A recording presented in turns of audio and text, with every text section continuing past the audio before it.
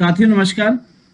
आज हम फोटोशॉप में जानने वाले हैं टूल बॉक्स के क्लोन स्टाम्प टूल और पैटर्न स्टाम्प टूल और साथ साथ बहुत सारे टूल्स के विषय में। तो वीडियो को बिना स्किप किए आप पूरा वीडियो देखते रहें जिससे आपको पूरा नॉलेज हो पाए। यहाँ पे सबसे पहले तो हम बात करेंगे कि किसी एक फोटो को ओपन करें ताकि आप उस पर कोई एडिटिंग कर पाए। तो मान लीजिए कि हमने चलिए यहाँ से हम दो फोटो ओपन करते हैं, एक ये ओपन करते हैं, दूसरी ये ओपन करते हैं। तो दो फोटो हमने यहाँ पे सेलेक्ट कर ली। अब ओपन पे क्लिक करेंगे तो ये दो की दोनों फोटोज यहाँ पर ओपन हो जाएंगी। अब इन दोनों फोटो को हम देखते हैं कैसे सेट करते हैं। मान लीजिए कि जैसे अब ये एरिया रेड, आपको बताया कि कैसे स्पॉट्स को हटा सकते हैं और बाकी सभी टूल्स के विषय में हमने बताया।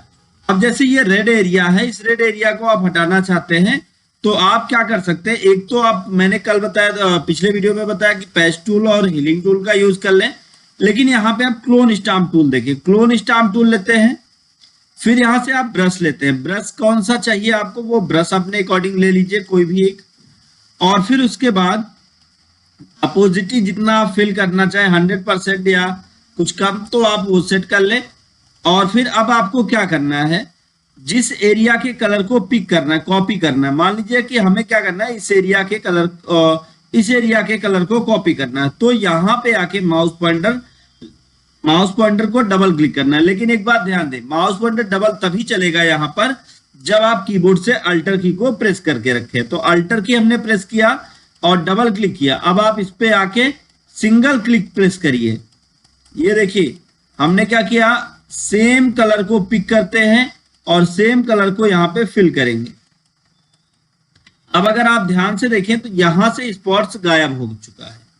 यहाँ पे आप जो भी कलर, जैसे अब क्या है कि हमको ये कलर यहाँ पे फिल करना है, तो आप जिस कलर को फिल करना चाहते हैं उस पर आप डबल क्लिक करिए, अल्टर की प्रेस करिए और डबल क्लिक करिए। और यहाँ पर आके आप उस कलर को आप माउस अल्टर छोड़कर माउस को सिर्फ क्लिक करना है। तो माउस को जब आप क्लिक करेंगे तो ये इस एरिया पर फिल हो जाएगा। बट जैसे अगर हम बात करें कि अगर मान लीजिए कि हमें क्या करना है कि किसी पिक्चर का कोई भी ऑब्जेक्ट उठाकर हमें किसी दूसरे पिक्चर पे रखना है, तो देखिए आपको क्या करना है, अल्टर की प्रेस करके डबल क्लिक करिए।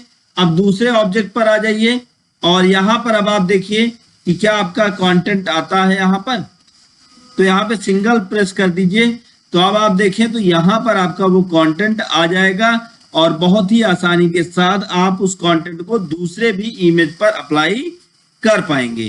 तो यहां से हम क्या कर सकते हैं, जैसे अब मान लीजिए कि हमें ये रेड एरिया लेना है, तो क्लोन स्टाम्प टूल लीजिए, रेड एरिया पर डबल क्लिक करिए। थोड़ा सा जूम को कम कर ले, ज्यादा हो गया जूम, कंट्रोल माइनस से जूम कम हो जाएगा। क्लोन स्टाम्प टूल लीजिए, रेड एरिया पर अल्टर दबा के डबल क्लिक करिए और जिस एरिया पे, जैसे इस एरिया पे फिल करना है तो यहां से आप उसको फिल कर सकते हैं। अब जैसे यहाँ पर आपको वही स्पॉट चाहिए तो आप यहाँ पे डबल क्लिक करिए और इसके ऊपर आप ऐसे घुमा दीजिए। तो अब देखिए सेम बन गया पैटर्न। अब जो भी आप यहाँ पे कलर चाहते हैं उस कलर को आप क्या करना है, अल्टर की प्रेस करके डबल क्लिक करके सेलेक्ट कर लेना है और फिर सिंगल क्लिक करके उस कलर को आपको इरेज कर देना होगा। तो इस तरह से आप अपने इमेज में कोई दूसरे कलर को आप बहुत आसानी से रिमूव कर सकते हैं और साथ साथ वहां अपनी इच्छा अनुसार नए कलर को भी ऐड आप कर पाएंगे, जिससे आपका ऑब्जेक्ट और भी अच्छा लगने लगेगा। तो यहां से हमने क्या किया, अपने पूरे के पूरे इमेज को चेंज कर लिया। तो यहां से कलर चेंज हो गया। तो उम्मीद है ये आपको समझ में आया होगा। अब हम बात करें यहाँ पे pattern stamp tool. Pattern stamp tool क्या करता है, अब जैसे यहाँ पे कोई आपको पैटर्न देना है तो हमने यहाँ पे पैटर्न सेलेक्ट कर लेना है। तो कौन सा पैटर्न आप चाहते हैं, मान लीजिए हमको ये पैटर्न चाहिए, इस पैटर्न को सेलेक्ट किया। आप जिस एरिया पर आप क्लिक करें, जैसे एग्जांपल के लिए अगर हम बात करें कि फेस पर वो पैटर्न अप्लाई करना है तो आपको क्या करना है, इसको आप छोटा कर लीजिए और यहाँ पे आके आप इस तरह से क्लिक कर दीजिए। तो वो पैटर्न आपके फेस पर अप्लाई हो जाएगा और आप बहुत ही आसानी के साथ अपने ऑब्जेक्ट पर पैटर्न को जनरेट कर सकते हैं। तो यहाँ पे हमने पैटर्न लगा दिया। बैक होना है, कंट्रोल अल्टर जेड कर लेते हैं तो बैक हो जाते हैं। कोई भी पैटर्न आप यहां से अगर और कोई पैटर्न चुनते हैं तो वो भी पैटर्न सेलेक्ट हो जाएगा और जिस एरिया पर आप क्लिक करेंगे उस एरिया पर वो पैटर्न अप्लाई हो जाएगा। तो यहां से हम पैटर्न टूल का यूज कर सकते हैं। नेक्स्ट अगर हम बात करें यहां पर, तो अब हमारे पास जो अगला ऑप्शन है वो है history brush tool. History brush tool का यूज कैसे करें? सबसे पहले तो समझिए, हिस्ट्री का मतलब होता है इतिहास। अब हिस्ट्री ब्रश टूल जो होगा वो आपके फोटो में की गई एडिटिंग के हिस्ट्री को रिमूव करेगा। तो जैसे अब हिस्ट्री ब्रश पे क्लिक किया हमने, ब्रश की साइज को आप सेट कर लीजिए, कितना बड़ा आप ब्रश चाहते हैं, और ब्रश की साइज को कम या ज्यादा करने के लिए आपको क्या करना है, कीबोर्ड से टी की के बगल एक की और है, उस की को आप प्रेस करेंगे जो ब्रैकेट है। तो ब्रैकेट वाली की को आप जैसे ही प्रेस करते हैं तो ये ब्रश छोटा हो जाता है, और फिर उसके बगल वाली की, बगल वाले ब्रैकेट को आप अगर प्रेस करते हैं तो की ब्रश की साइज बड़ी हो जाती है। और दूसरा तरीका, आप यहां से भी साइज को एडजस्ट कर सकते हैं, जो साइज आप चाहते हैं वो साइज में आप ब्रश को सेट कर लीजिए। अब ब्रश कौन से नंबर का चाहते हैं वो सेलेक्ट कर लीजिए। ब्रश कैसे चले? नॉर्मल चले, 100% चले, 100% चले। अब जैसे इस एरिया पर क्लिक कर दीजिए, नॉर्मल, यहां पर क्लिक कर दीजिए, तो जो भी आपने जनरेट कर रखा है वो सब पूरा का पूरा हिस्ट्री हट जाएगा। यहाँ पे अगर आपने कोई एडिटिंग कर रखी है, जिस एरिया पर जो भी एडिटिंग है वो सभी एडिटिंग को ये हटा देगा। इसका मेन काम यही है कि पेज में किए गए परिवर्तन को ये पूरी तरह समाप्त कर देता है, आपके पिक्चर की पूरी हिस्ट्री को समाप्त कर देता है। दूसरा, हिस्ट्री आर्ट ब्रश।